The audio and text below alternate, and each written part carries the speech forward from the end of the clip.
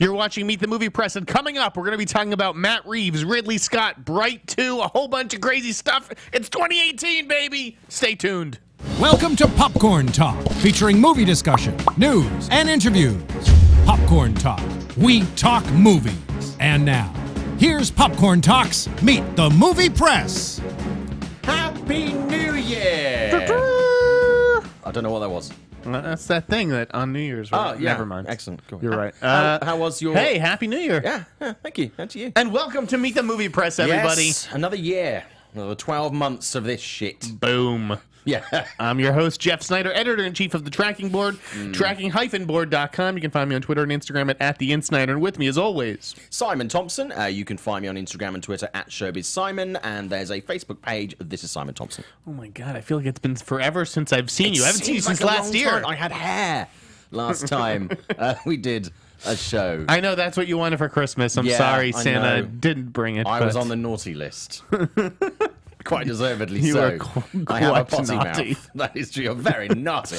How was your break? It was good. It was relaxing. Nice. You know, I've never had a job where I have the last 2 weeks of December just off. You know, like at the wrap up. You know, I always had to either be in the office or, you know, be filing like normal. And, like, you know, the tracking board just shut down for the last 2 weeks. You know, I had to edit some reviews and things like that came in, but it was pretty easy breezy. How about you? Yeah, pretty good, pretty busy. I kind of didn't. You were busy. Busy? Yeah. Yeah, I thought I was going to sit on my ass and watch some TV. Oh, no. Oh, that's all I did. No, did not happen. Caught up on a few movies that I hadn't seen, though, which was good. Yeah, did anything change on your top 10 list? Did you see? Do you know, I think it might have, but I'm not that guy that changes my top 10 around. I've seen a couple of things at the end. Well, what was the stuff that you saw at the end? Shape of Water. Uh-huh. Loved it. Yep. 3 Billboards. Finally got around to seeing that. Loved it. Phantom Thread. Yeah, I really liked that. I found it quite an awkward watch, but also that's quite like, genius. That's like that's what you were getting at when you said naughty. That's the relationship you and your wife have, right? Very much so. I make the dresses, she wears them. She also wears the trousers. But no, I really like Phantom Thread. I have kind of a weird relationship with PTA's work. Some I love and some just doesn't work with me at all. But no, Phantom Thread I really enjoyed. I felt like it was a return to form because his last it's a great movie. movies were nearly the unwatchable. Performances are phenomenal. And the script is unbelievably sharp. She really goes toe to toe with Daniel Day-Lewis. What about yourself? I just watched TV because I was like out of movies to watch. I did catch up on Coco, but mainly I was just transfixed by the assassination of Gianni Versace. Out of 14 days, how many times did you put your pants on and leave the house? Very few. Okay, good. Yeah, very few. Excellent. I watched Versace. I watched Waco. The first 3 episodes of that. I watched the first 3 episodes of The Looming Tower, the first episode of The Chi, the first episode of Counterpart, the first 3 episodes of Trust, Danny Boyle's Getty series. Yeah. I watched all of Black Mirror. I watched the Chappelle specials, which were crazy. That was a very dark Christmas. Yeah. Yeah, between Black Mirror and those Chappelle specials, Netflix. Oh yeah, I don't mean Black ranking in the new year. I mean it was like because dark with all the that's the a lot subject of his stuff. comedy. He's gotten into some hot water for that. Yeah. Anyways, this is Meet the Movie Press, and so we have movie stuff to discuss. We do. It's actually for the first week of January. There's been some pretty big stuff. Sometimes it can be a little bit lean. Well, where do you want to start, Mr. Big Stuff? Let's start with the new story this morning. Matt Reeves. You literally tweeted about that 36 minutes ago. Packing up that production company, 6th and Idaho, moving from Fox to Netflix with an exclusive first look deal for anything that he wants to produce and direct. Of course, he's still going to be making the Batman for Warner Brothers, which is going to take up the next 2 or 3 years of his life. So I'm quite involved. Yeah, I don't know if he'll be directing anything for Netflix, anytime that soon. But certainly, Reeves is an active producer, and he's only going to get more active. And yeah, now Netflix has its hands on his stuff, and this is what they need to do. They need to bring big name people under their umbrella in order to compete with what Disney has now amassed with its Fox acquisition. Well, I mean, also yes, they do, and I think it's also going to make sure that the quality of stuff is consistently high. Because I think one thing that Netflix have had an issue with some of their original content is the quality's been quite scattered. There's some really good stuff, and there's some stuff that's really not very good. So I think this will sort of level out that quality playing field. The only thing I'm a bit concerned about is I know Matt Reeves won't be the last person to do this. Is this then going to create a risk where these new creators, these new directors, new producers are going to be shoehorned out and given the crumbs rather than the budgets that they're kind of given to cut their teeth on. Well, Netflix yes, stuff. Is that an issue we need to look at? It is very tough out there, I think, for producers these days. Because a lot of people, even the last couple of years, have looked at Netflix as, great, we can't get into theaters. Netflix is our platform for the people where we can get our stuff made and still make some money. Right. So this can become a career. I'm a little bit concerned that if we start spending all this money on these big names, and they're going to kind of push that out a little bit. Here's the thing. Netflix is making 80 fucking movies a year. Yeah. So, the fact that it's going to start making, a few more big movies, a la Bright, and taking a few more big swings, I don't really think that that's going to take away from the number of smaller films that it invests in. Yeah. So... but obviously, I mean, Matt is not the only person moving away from Netflix slightly. He's not the only person to sort of pick up his wagon and move this week. He's moving towards Netflix. He's moving towards Netflix, but Will Smith is moving away from Sony this week. Right. So we have Will Smith leaving Sony, and they're just going to operate as an independent. Yeah. And Matt Reeves moving out of Fox, and with Fox being bought by Disney, I don't know how many first look deals will stand. Disney isn't the sort of studio that has that many first look deals. Not that I can think of. And if Fox is like a label within Disney, I mean, labels still have first look deals. You'll still see like Screen Gems give out the occasional first look deal or New Line or whatever. But yeah, I'm just saying, don't be surprised if you see a few Fox-based filmmakers find new homes, essentially, for their production companies. Well, I mean, there was there were a couple of people yesterday at the TCAs who are obviously part of the Fox family who were talking about the Fox Disney deal and kind of what it means for them. And a few people were like, I thought I was going to be at Fox forever. It was Fox or die. Right. Ryan Murphy said that. Right. He was like, I thought I was going to be buried on the Fox lot. Right. So a lot of people are going to be looking for homes. I think there are going to be. I mean, we've talked about this before. On the Fox lot, there are lots of people who have their production bases. Right. Sean Levy's another one. His production base is over there. We haven't heard what's going to happen with that. I haven't heard what's going to happen to any of those. I mean, we don't even know what's going to happen with the Fox lot. The Fox lot might not exist. Sean Lee. Right. Well, I mean, I think they've leased it for 7 years. Yeah. You can't just displace all 4,000 people or whatever. What was the point that you just said? What was the thing that you just mentioned? About people who, they thought that this relationship was going to go on, and they're kind of reevaluating the longevity of where they're going to go and stuff like that. I lost it. I mean, I think also with going back to the Matt Reeves Netflix thing, I think with Netflix, and obviously people sort of, de-hitching their wagons or hitching their wagons. Obviously, don't forget, Apple are going to become big players. Right, Amazon exactly. are already big players. So this field has suddenly got a lot wider. There's a lot of speculation about what will happen with Ryan Murphy. Is he going to get offered a big Shonda Rhimes style deal?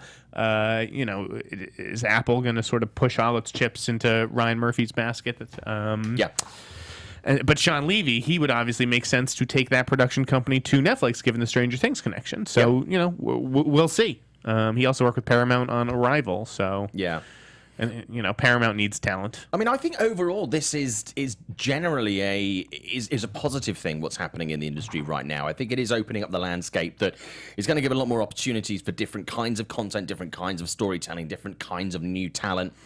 Kind of creating these micro budgets. I was having a conversation with someone just last night where this $2 to $3 million budget is begun to become a common currency for people to cut their teeth on, which I think is really good. So at the moment, I'm looking at this as a very positive move for the industry when we're seeing other areas like Fox and Disney sort of consolidating. And you had mentioned Will Smith. Yeah. So his company Overbrook is going to be operating as an independent. Yeah, I tweeted out, well, is anybody actually surprised that they're leaving Sony, given how the studio sort of moved Bad Boys 3 around the calendar and then ultimately decided not to make it? And then somebody reached out and they were like, well, actually, that was really, on Will Smith, because Will Smith was supposedly requesting a ton of script changes.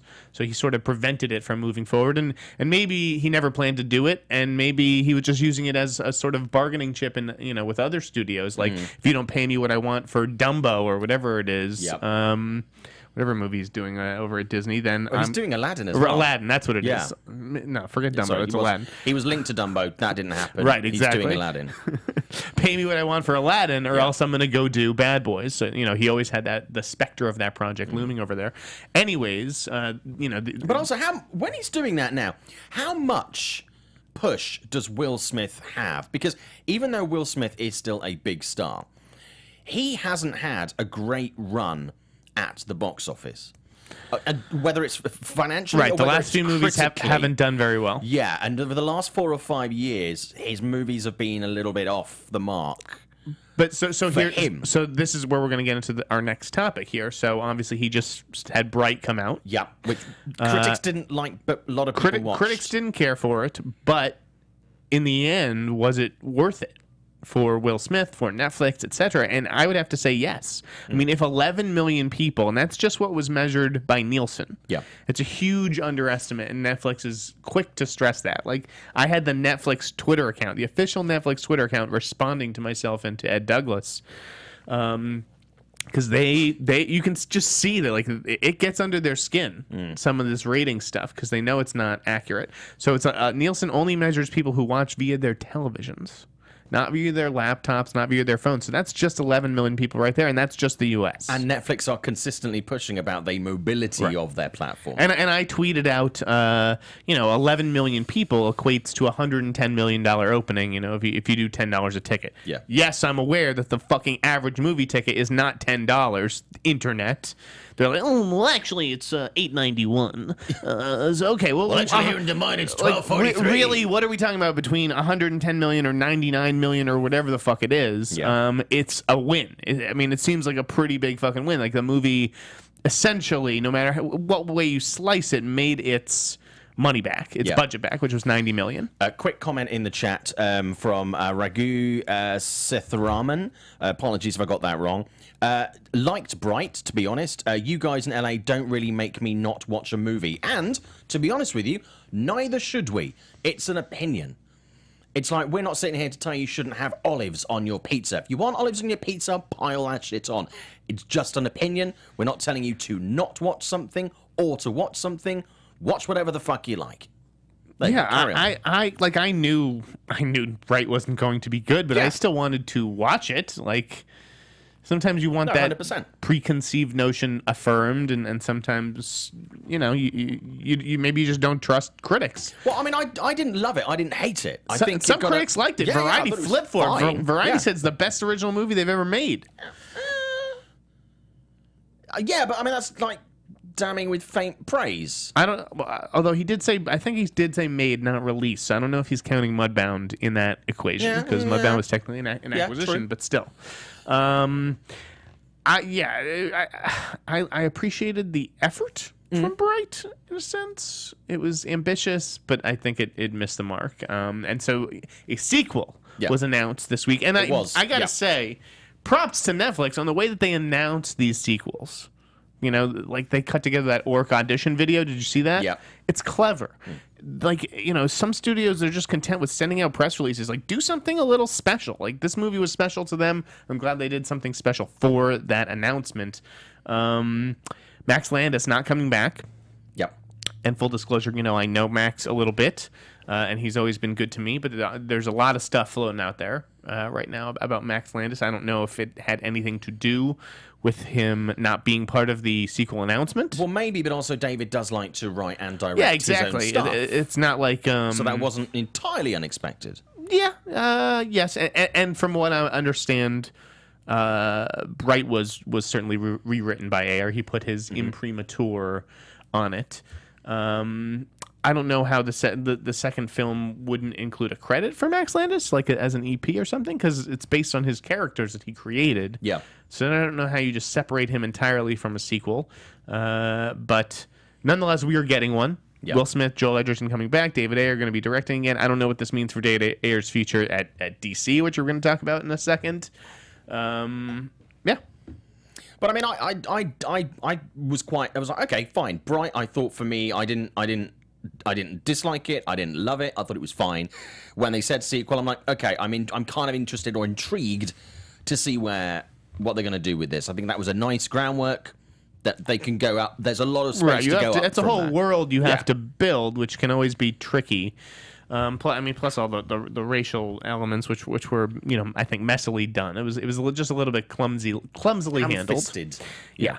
But again, 11 million people. You can't tell how many people watch with friends or their entire families, for that matter. Yeah. That's just one account playing it. There could have been a whole room full of people there. But it's good for Netflix to be able to put a number on something, because constantly, I know when you write about Netflix stuff and I write about Netflix stuff, you just want numbers, and they're like, we don't release numbers. And in the industry, a lot of people are like, yeah, Netflix is kind of like I've got a girlfriend in Canada type maths. It's like you never see it, you never know it. It's like, trust me, it's done well. Now, you can Hollywood is quantify it. obsessed with numbers. It's just like sports in the way that leagues have become like stats driven, and that drives their analysis and their scouting and all that stuff. Yeah.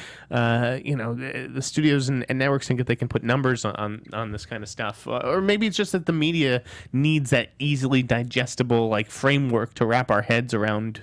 Whether a show is or isn't successful. But yeah, I don't really care how many people are watching this stuff. I like that Netflix kind of keeps it a secret. I just thought it was interesting. So while Smith's company exited its longtime deal with Sony, David Ayer actually formed a production company. He did this week as well, with Chris Long. So there's some interesting movement going on within sort of that part of the industry right now, which I think is, for me, it's making all the right noises. And talking of other moves, there's a couple of other pardon me, things going on at the moment. Obviously, the news broke this week about Walter Hamada. Yeah, Walter Hamada was at New Line for a long time, working on a lot of their horror stuff, the Conjuring franchise. Exec producer, Conjuring, and It. Yeah. Right. And I think he was working closely with Dave Neustadter. Like, they have different little kind of like silos over there at New Line. And it runs like a smooth engine. Yeah. And so I'm not surprised that Toby sort of cherry-picked from his old executive team over there. That he has a really good relationship with Walter. He can trust him. Walter's had success that he can point to. And he's also well-liked. People like... The best that I've heard about him as an individual within the industry. Yeah. I've never met him, but he's very positive. I haven't heard a lot of people shit-talking Walter Hamada over the years. So... it's an interesting hire. I think that they needed to do something. They needed a strong executive in charge, and hopefully this helps get the DC. Hopefully he will help get the DC Films universe back on track. Yeah. No, I think it'll be. I was having a conversation again with some people last night, and they were like, "Oh, this is very, very good." So, and I think the experience of obviously the Conjuring universe as that has expanded, and the way that they look at that sort of moving forward in the next couple of years.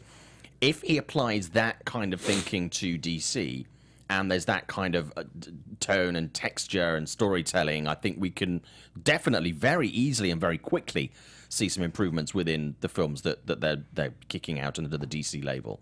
And I think also with that lower level DC stuff we talked about last year, kind of like the secondary projects, the origin stories and stuff like that, could be very interesting with Walter overseeing that stuff.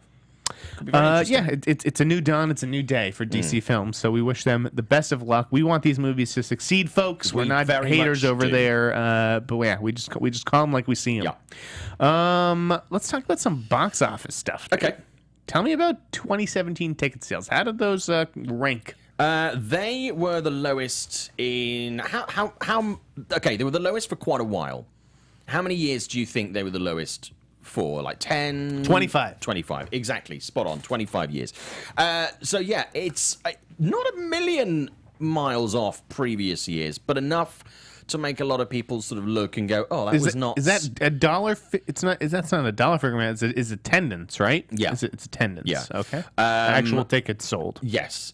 The actual take home at the end of the year was lower than the previous year. Mm-hmm. We kind of knew that was going to come, even with the success of The Last Jedi.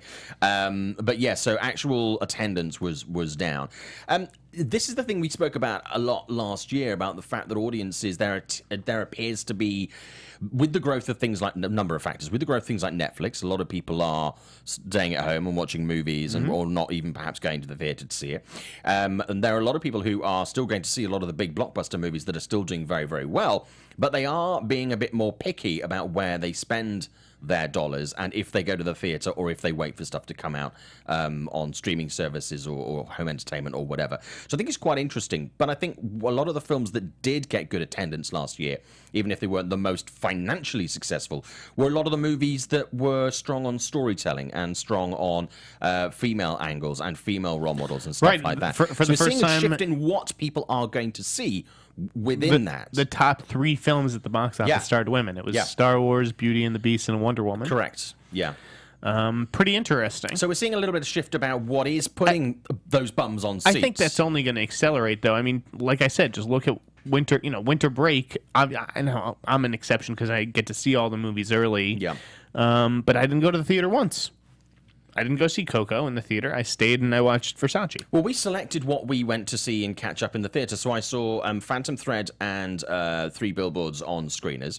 And yet we chose to go and see Shape of Water in a theater because of the environment, because we wanted to see it on the big screen, but also because we wanted to give that film, out of all the ones, definitely our hard-earned money. Sure. And, you know, I look at it like a regular person in a movie theater around, you know, the world, is you pick where you put your money. I'm just saying, now there's 110 million people worldwide who have Netflix. And like, I released a Netflix year in review thing. Yeah. Where I ran down my 10 favorite movies, my 5 favorite documentaries, or my 10 favorite shows, my 5 favorite documentaries, my 5 favorite movies, 18 movies to look forward to. I mean, it was just like a whole Netflix overview. And when you see all the Netflix content that I consumed this year, because I did the whole list of everything on Netflix that I watched, it's crazy. Those are all hours that I would normally spend watching movies. Yeah.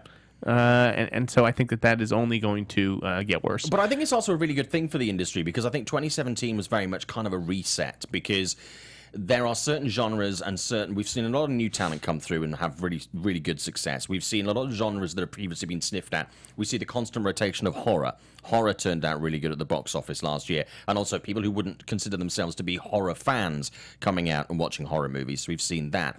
I think also, as you say, we talked about the, you know, the sort of the rise of the female storyline and the female role model.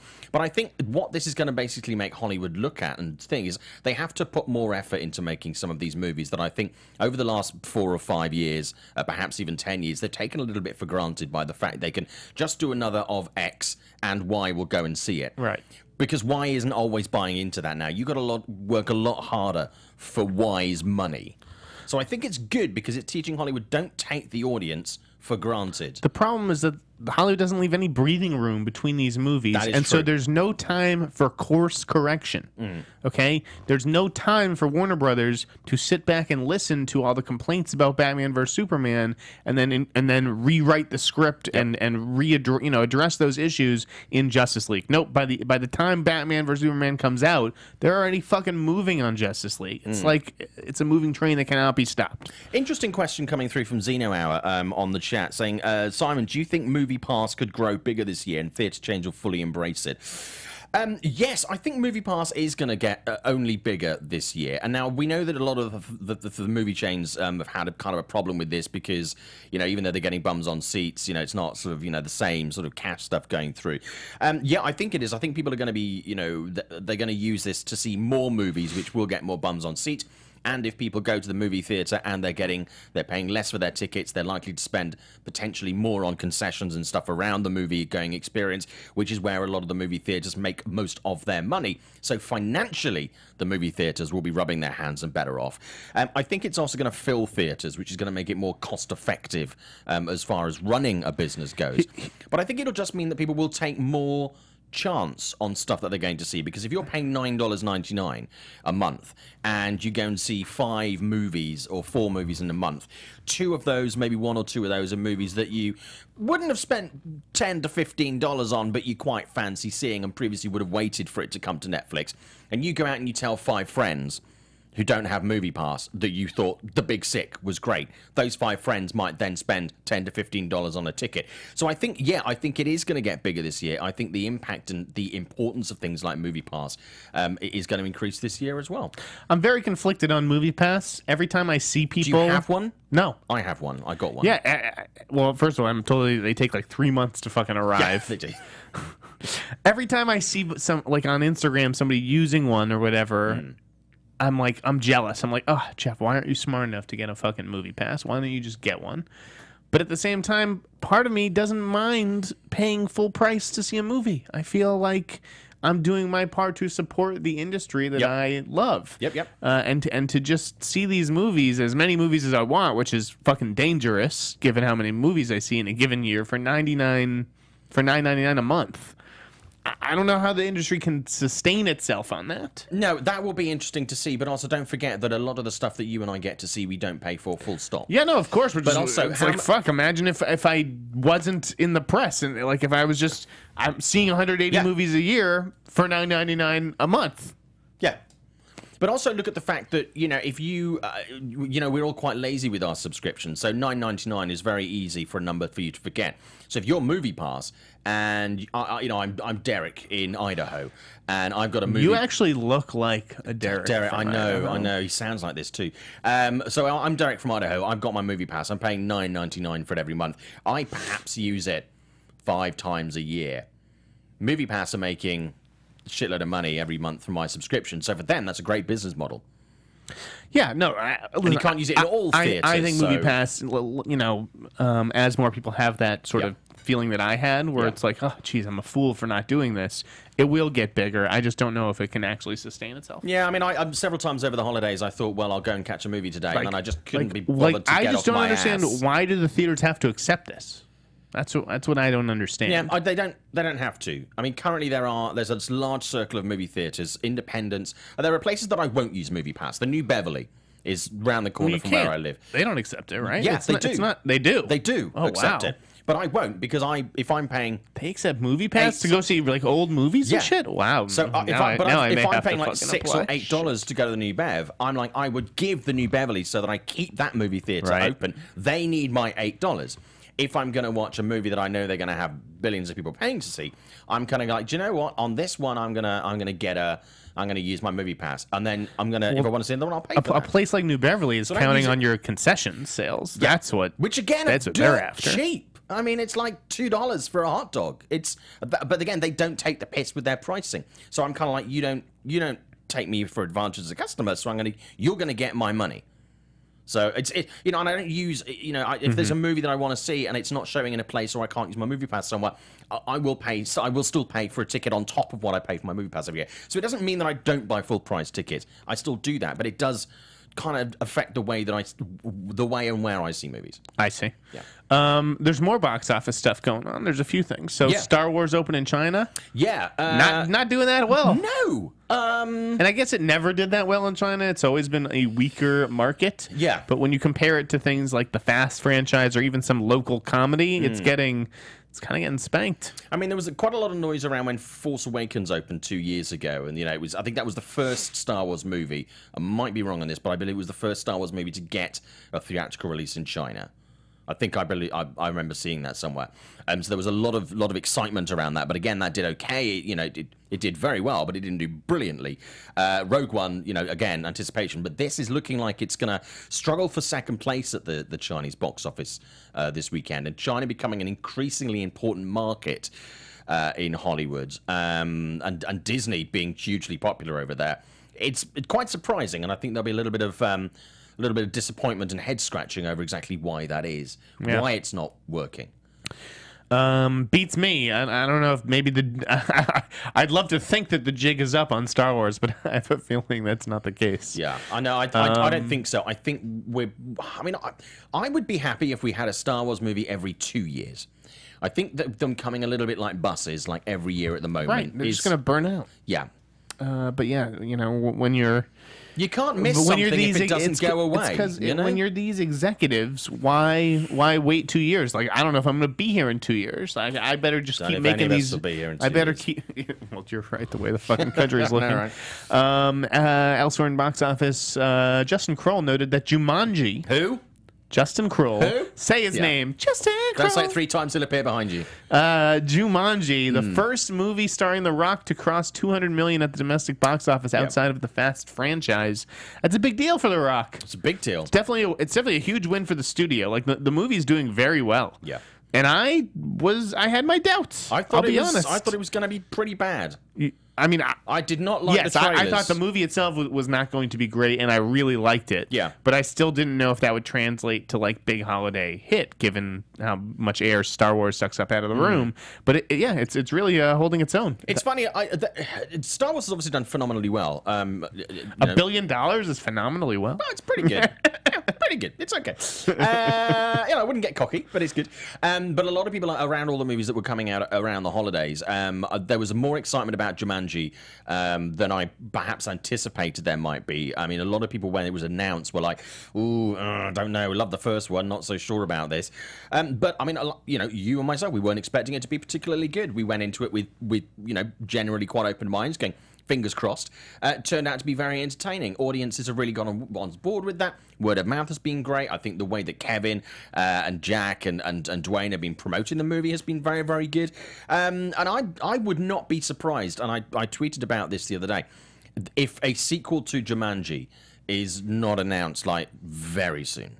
That's a great point. I would. That's kind of flown under the radar, yeah. I think February, maybe, when it's just coming out of theaters. I think that, or maybe when it's a home entertainment release, kind of like a March, April kind of time, is when they announce it. Because I would put $50 on the table that there is a script, or at least a draft of something, sitting in Sony. They would be irresponsible not to be developing would be mad something, not right? to do that. Yeah. Yeah. And I want maybe to I'll call see Matt more of that. Tolmack after this. Do it. Tell him to send my love. And speaking of box office, why don't you give us the report for this weekend, Simon? Okay, there's only one major release, and it's really, so major. It is so major.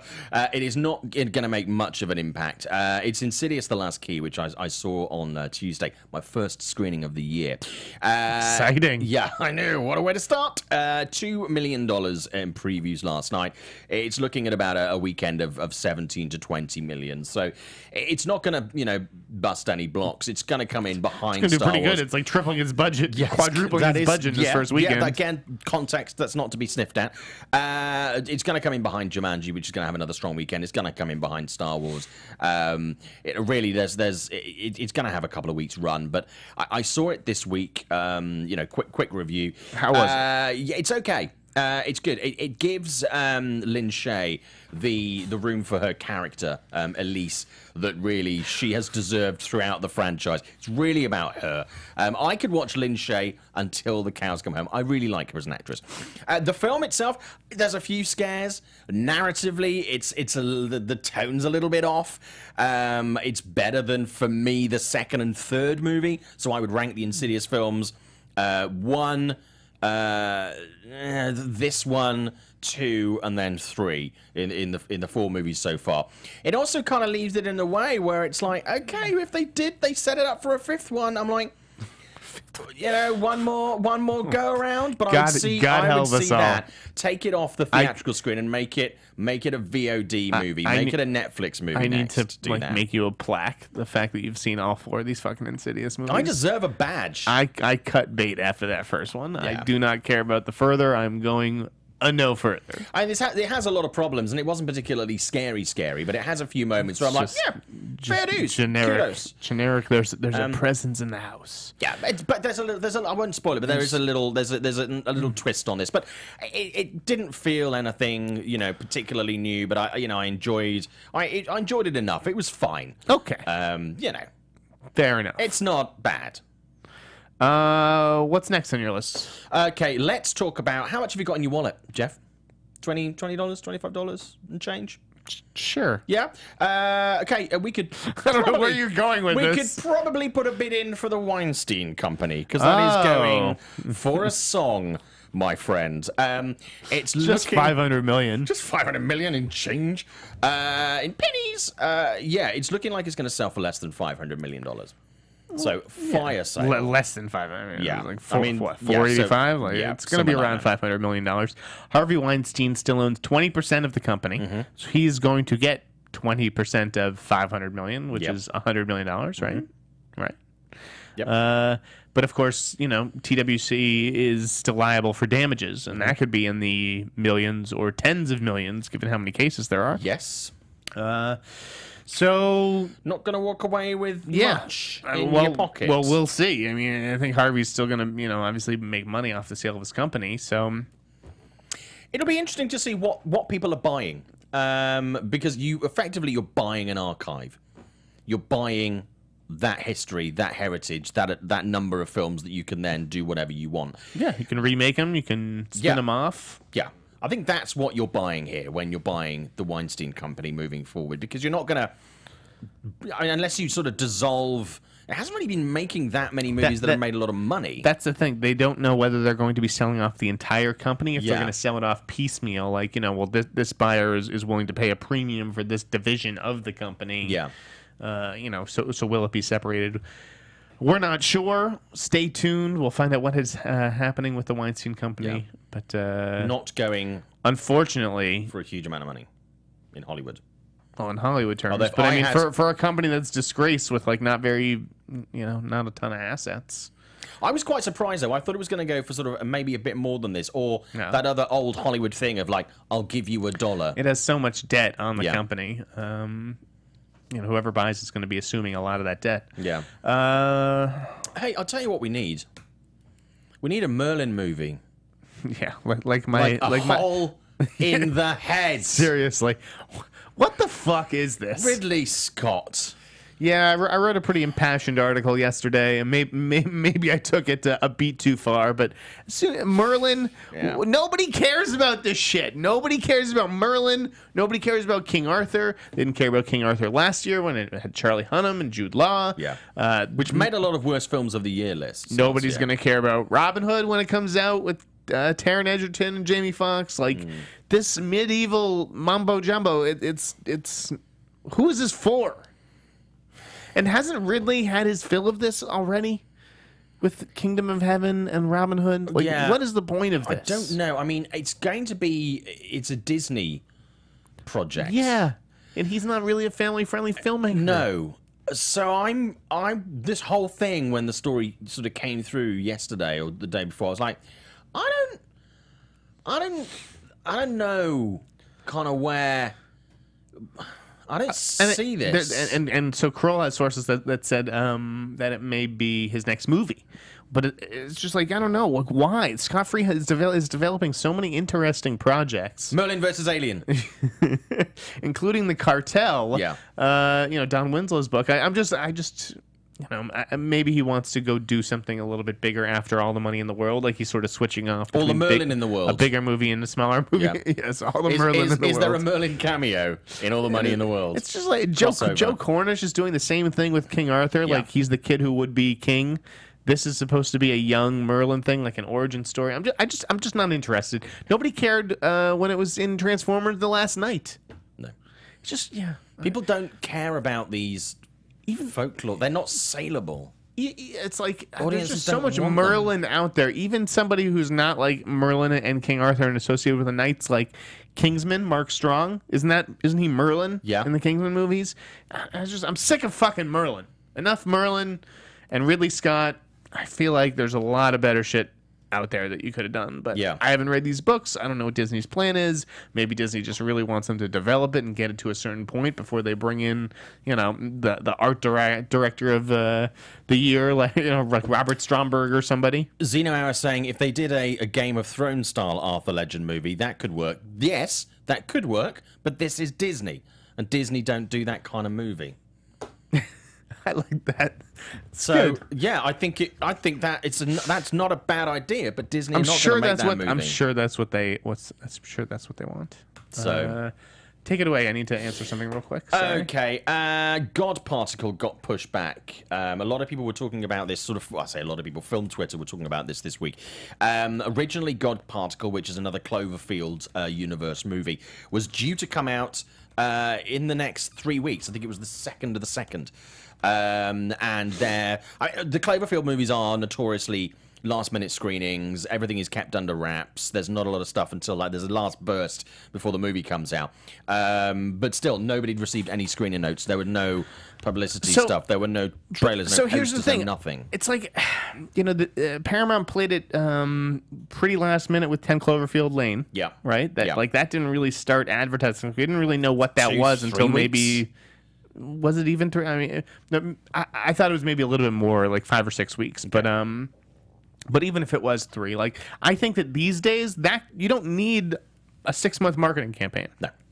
You know, we just saw Netflix this morning announce that its Letterman project is going to come out on Friday, next Friday. 1 week. That's 1 week to promote this thing. There's been no footage, no teaser, no trailer, no nothing. So I don't really subscribe to that theory that you need 6 months to a year to build up hype for something like this. God Particle is moving to 420. Game Over Man, which was going to be the Netflix movie from Workaholics guys, that was supposed to be 420, but now that's moved up to March. So not that it's they're competing because that movie's not in theaters, but one less thing that Paramount has to worry about for its Cloverfield movie opening in April. Yeah. So I think it would have sat quite nicely around this time of year, but I think so too. Yeah. So, I mean, are they hoping this is going to kick off the summer stuff, or is this going to be one of the last sneak-ins before the summer stuff? It all depends on whether the movie's good or not. Summer starts end of April. Summer starts end of April. It's like Easter. Right. It's I haven't heard great things about this movie, but the cast is good enough to have me interested. I've heard that Overlord, the other Bad Robot movie, which nobody knows whether it's connected to the Cloverfield universe or not, I heard that came out really good. Okay. So yeah, we'll just have to wait and see about God Particle, aka Cloverfield, whatever. So let's talk about some casting news that you've got. Okay. What do I have? I thought you said you had some little casting. Oh, there's a few. Yeah. Okay. So let's run through those. DeWanda Wise joined Captain Marvel. She's the lead on She's Gotta Have It, which was renewed at Netflix recently. I don't know what role she's playing. It's obviously good to see some diversity in these big Marvel movies. Yeah. But I don't know if she's going to be treated as like a rival or a foe for Brie Larson, or if she's going to be Brie Larson's best friend, or who fucking knows. Method Man joined the Shaft reboot. I always like Method Man. Yeah. I always, he was on The Wire, right, for a while. Yeah. I believe so. I believe so. Anyways, Method Man always he brings a certain authenticity to things. Brooklyn Prince, the star of The Florida Project, joined The Turning, which is Amblin's haunted house movie with Mackenzie Davis and Finn Wolfhard from Stranger Things. If you haven't seen The Florida Project, you should check it out. Yeah, it's really good. It's really good. Movie. I think at the end is divisive. The end of that film. I know I didn't love it, but the movie, it stays with you. Yeah, it's really beautifully done, and Sean Baker, really actually deserving of an Oscar nomination. Lakeith Stanfield, my man, Lakeith, joining The Girl in the Spider's Web. He's going to play an analyst who's sort of tracking Lisbeth Salander. Nice. And he's having a big year, obviously. Kendrick Lamar is going to do the Black Panther. He released a song from the Black Panther soundtrack, which he's curating. Sort of in charge of Black Panther, so that bodes well for that movie. It's in good hands. Mark L. Smith, who did The Revenant, the writer of The Revenant, he was officially hired to write Quentin Tarantino's Star Trek movie. It still blows my mind that this is... Yeah, it seems like it is a thing. Yeah, I mean, again, this is Quentin plans to direct it. Quentin has announced a lot of plans over the years, so we'll see if it actually comes to fruition. But just the idea that Paramount is paying somebody, likely a pretty hefty sum, to write an R-rated Star Trek movie for Quentin Tarantino is wild. Paramount also announced a new G.I. Joe movie, God Help Us All, along with Micronauts and a whole bunch of other Hasbro property movies. I can't. I mean, I don't literally know who's negative interest in this stuff. For that. Yeah, I mean, I covered the G.I. Joe movies when they came out originally, but I mean, they never really, they just kind of sat there. They didn't really do anything for me. They're kind of like filler movies. I mean, they make a bit of money, but it's like there's no real general excitement around the franchise. People don't go like, "Tell you what, we need another G.I. Joe movie." No one says that. Nobody does. I cannot believe this is happening. I think if you're in the junket and you ask Channing Tatum, "Hey, when's the next G.I. Joe movie coming out?" He'd look at you like, "Are you high?" Really? Let's talk about some trailers. So, did you see the Game Over Man trailer? No, I did not. Okay, it's like Die Hard, for stoners. Truth or Dare? Did you see that one? I did. What'd you think? Good. It actually did look kind of good. Yeah, yeah. So and this is from Blumhouse. Now, so I'm going to share a little bit, a nugget with you. Now, this is not news. New J. Because I looked into this a year ago, and still nothing has been announced. Right. So maybe it's just not happening. But I remember like a year ago when Stranger Things had sort of first hit, I had heard a rumor that Joe Keery, who plays Steve on the show, was going to do something called 7 Minutes in Heaven. So I love that like somewhere within Blumhouse, whether they're actually planning to make this movie or not, I have no idea. Again, this was a year ago. I doubt Joe Keery is still involved because, again, nothing's been announced. Yeah. But like, truth or dare, they're supposedly developing a 7 Minutes in Heaven movie. What's next? Spin the bottle? Like this is a free pitch for fucking Blumhouse. Like, you know, the bottle of death, and if it lands on you, you're the next one to die. Like, he's just taking these fucking dating games from when you're a teenager, like make-out games, and turning them into horror movies. It's kind of brilliant. Simple. And this is after the company did Ouija, of course. So just like turning board games, essentially, slash, you know, make-out games into movies. Candyman Crush. I gotta fucking hand it to him. Candyman Crush. Update it. Anyway. Spin the bottle. That went down. Don't let the bottle land on you. Okay, did you see Slender Man? That trailer? Yes. What'd you think of that? I liked it. I actually thought it looked cool, too. Yeah. It looked like it sort of wants to be the next The Ring. Yeah, which I think it'll either be or it'll really miss the mark. I think it's not really going to be a middle ground. That director's not bad, though. Yeah. For me, it's one of those things where I'm like, I hope he didn't put all the really creepy stuff like in.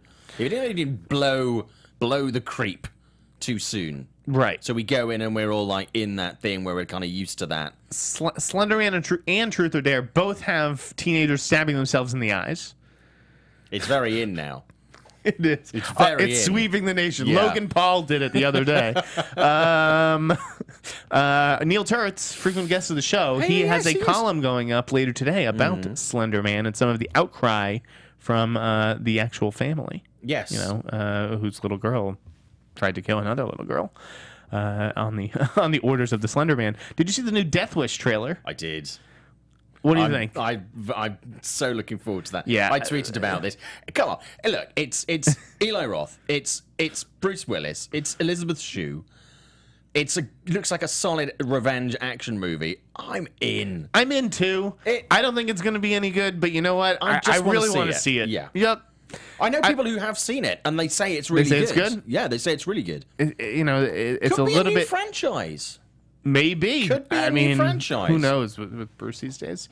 Remember that movie, The Brave One? Yeah. With Jodie Foster? You think that would do well if it came out these days? Yes. Actually, do you know what? I actually might revisit that. I haven't seen that since it came out. That's a pretty good point, actually. Yes, I think it might. Okay, let's see what else. Did you see the Sicario 2 trailer?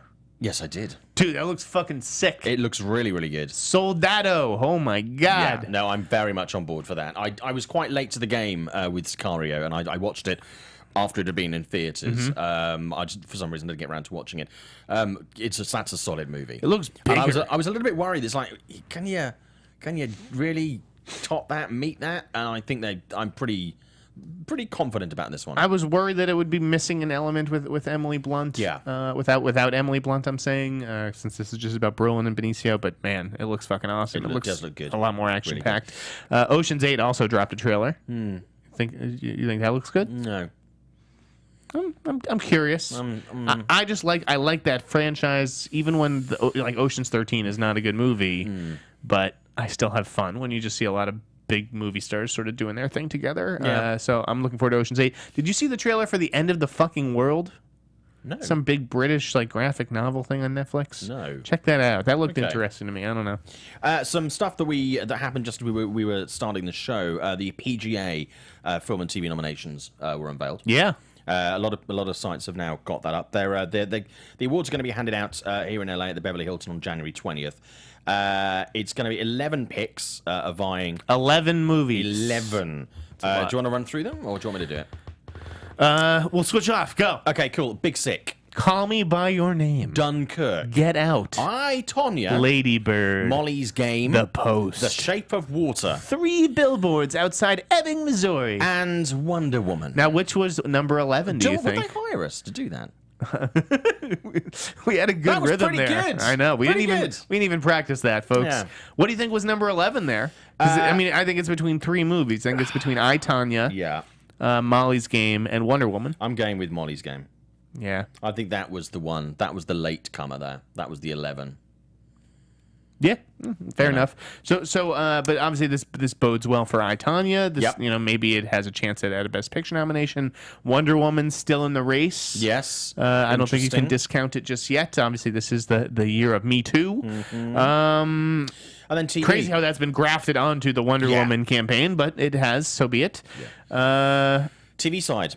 The nominees for the Danny Thomas Award. Oh, I'm not even looking at those, so take it away. Okay, for a television comedy, Curb Your Enthusiasm, Silicon Valley and Veep, Master of None, Marvelous Mrs. Maisel, which I've seen adverts for, but I haven't watched. I think it's going to win this weekend. Interesting. We just posted Golden Globe predictions right before I drove up here. Interesting. So go to the tracking board and check out our Golden Globe predictions if you want to win any pools. Drama, Big Little Lies, Game of Thrones, The Crown, Stranger Things, and Handmaid's Tale. So it'll be interesting to see. Those are just sort of headline ones for you there, so we'll see. Black Mirror is up for the long-form TV nomination with Fargo, Feud, Sherlock, and Wizard of Lies. So, yeah, interesting. Okay. Interesting. What else is out there? Did you see that Jay Penske bought Rolling Stone for a cool $100 million? Yeah, I did see that. Pretty, you know what? Hats off to Jay Penske. We got off on the wrong foot there. He's been very nice to me over the years when we run into each other at award shows. I've heard he's a really great guy from the folks still within Variety, and yeah, he's building his empire. Guy bought Rolling Stone. I mean, I remember Pretty reading that magazine growing up. I wasn't obviously around in the the 60s and 70s, but when I was sort of really into my music in like the 90s and stuff like that, I remember reading Rolling Stone, and it's such a seminal magazine, but also the journalism. Absolutely. Even though readership has fallen, the journalism is consistently strong in that magazine. They have some great writers Not just over there, music stuff. for sure. Yeah. It has lost a little bit of its luster over the last years. Some of its cultural cachet. Yep. Part of that's just the rise of all these other publications and networks and magazines, all that other stuff. But what do you think that they should do if you're Jay Penske? What do you think you should do with Peter Travers? Peter Travers. I mean, wait, is he? I don't even know if he's still there, because I remember. Yeah, he's still there. I still see his name on quotes and stuff. I mean, like for that sure. as But Rolling did he transition from like full-time staffer to like? I just remember something. There was something out there in the media. I don't know. But basically, do you keep him on staff? Like, obviously, he's an institution. Yeah. But is it time for the next? The next Rolling Stone film critic for the next 15 years. What I was going to say is I would keep Peter on, and I would basically transition him out in the next 5 or so years and have someone as a Travers in waiting. So you bring in a B-level person. You get that loyalty, an A-level person who just doesn't have a major but then Rolling Stone. you're B to Pete. And then basically, as Pete then moves out naturally or otherwise, you then have that person to rise up. Given the audience, the readership that demographically wise speaking, that didn't make any sense. That Rolling Stone is chasing. Yeah. I think they need to get a little bit younger with their critic. So I don't know if it means trying to poach Drew McWeeny from my site or hiring Amy Nicholson I'll tell you what. I mean, this Cam Collins from The Ringer, but they need I think some fresh blood in there. Also, I think the whole world of critics is very much a sausage fest. And there has been, I mean, I'm not one for giving people a job because they are X or Y, because I think that's tokenism, which is not helpful. But there are a lot of really good, strong female critics out there these days. And I think there are very few major publications that have a front and center female critic. So if I was Rolling Stone and I wanted to appeal to a slightly wider demographic and move forward, I would seriously look at the pool of very strong female writers there are out there right now in the world of film and start looking at that. I think that would be really good. It would add a new tone and texture to the content they're putting out. Even if you get 2 different viewpoints on the same film, I think that would be potentially really interesting. A lot of publications are not doing that. That's kind of what I would do. I would look at potentially doing something like that, or at least have, even if it's not someone you want to replace Peter, I would say at least bring them in just to add a little bit of sort of texture to your to the film writing there, and a different perspective. Would be interesting. I just wanted to... But don't just give it to a woman because she's a woman, because that's tokenism, and that's not helpful for progressing women at all. But No. look at the female journalists out there. No, but obviously there are a lot of great female critics out there who would be totally deserving of a Rolling Stone job if that slot opened up. Real quickly, just to bring your attention to Kyle Buchanan this morning, putting out some really good, interesting analysis about the PGA snubs, just about how, with Phantom Thread, he doesn't think enough people have seen it at this point, and you may even be, seeing a Daniel Day-Lewis snub on Oscar nomination morning just because people haven't seen it. Florida Project, he thinks will do better with the Academy because it's a passion pick. Mudbound, he thinks this does not bode well for its Oscar chances. I'm not confident. And he thinks Darkest Hour should have come out a lot earlier to establish itself. Head over to his Twitter feed. Anything else to mention this week? Should we wrap it up? One thing I would like to mention, I've got a couple of things that I put up on Forbes in the last couple of days. The one thing that people might actually be quite tickled to read is 10 movies that turned 25 in 2018. So 10 movies that celebrate their quarter century. So it came out in 1993 this year. Pretty cool. I love those look backs. It's a good year for movies, and a lot of people the same years come up when you go, what was a classic year for movies? 93 is a year that gave so many really strong movies. Even if they were flops, there were some really good flops in there. So I picked 10 quintessential movies from 93 that turned 25 this year. You might find that quite interesting. What's coming up on the tracking board? I hear Neil's got that column coming Neil has that column. Drew is actually going to have a big piece on Bright, I think. I am working on a Versace review. Guys, Versace, just spoiler alert, is so fucking great. Cool. Loving Versace. Good. Darren Criss blowing me away. I'm going to be doing some writing on television. And that'll do it. Thank you for watching the Popcorn Talk Network. We have an exciting 2018 in store for you. Make sure to rate, comment, subscribe, share this with your friends. Spread the gospel of Simon and Jeff. And Simon, where can the folks find you? You can find me on Twitter and Instagram at Showbiz Simon. There's a Facebook page. This is Simon Thompson. And you can see my work in lots of different places. And I'm Jeff Sneider, editor-in-chief of the Tracking Board, board.com at the Insnider on Twitter and Instagram, folks. Have a good Golden Globe weekend. Happy New I'll be Year. partying at HBO. What? From producers Maria Menounos, Kevin Undergaro, Phil Svitek, and the entire Popcorn Talk Network, we would like to thank you for tuning in. For questions or comments, be sure to visit popcorntalk.com. I'm Sir Richard Wentworth, and this has been a presentation of the Popcorn Talk Network.